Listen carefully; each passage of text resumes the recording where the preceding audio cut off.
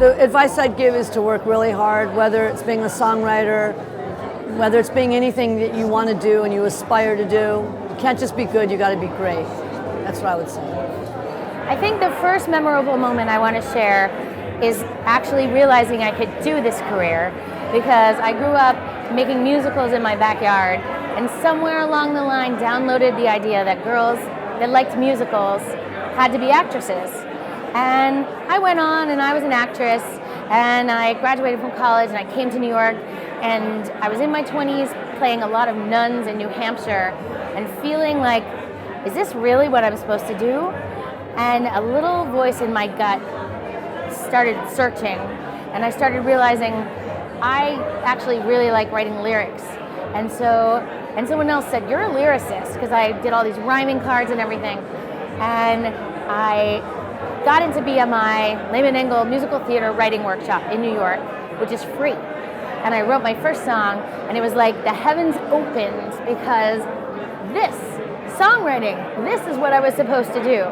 So, all of you all out there, never imagine that you cannot do this just because you don't see it a lot. You just need to do it. You just need to write. Sometimes people say to me, how do I start?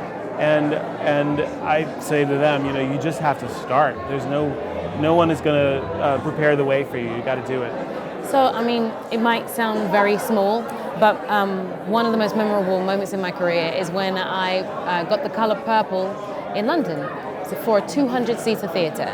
And the reason I say that is because it seemed very small at the time, but it was the reason my life changed. Had I not have done that small play in London in the 200-seater theater, I wouldn't have done Broadway. And if I hadn't have done Broadway, I wouldn't be here right now.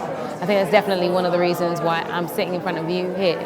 So take all the small moments, make sure that you understand they count, and keep making big dreams and dreaming about them, because really and truly, that's all we are. We're all dreamers. And if you keep doing that, you'll reach all of them, and you'll see them all come true. Definitely. I'm definitely a testament to that. I think the first one and the last one. The first one's when I met Elton, and the last one is when we got nominated for an Academy Award together. So I think that's a pretty good bookend. Meeting Elton obviously changed both our lives, and I think he'd probably say the same thing. And then in between then and now, of course there's been wonderful moments, wonderful highs, wonderful lows, like there is in anybody else's career.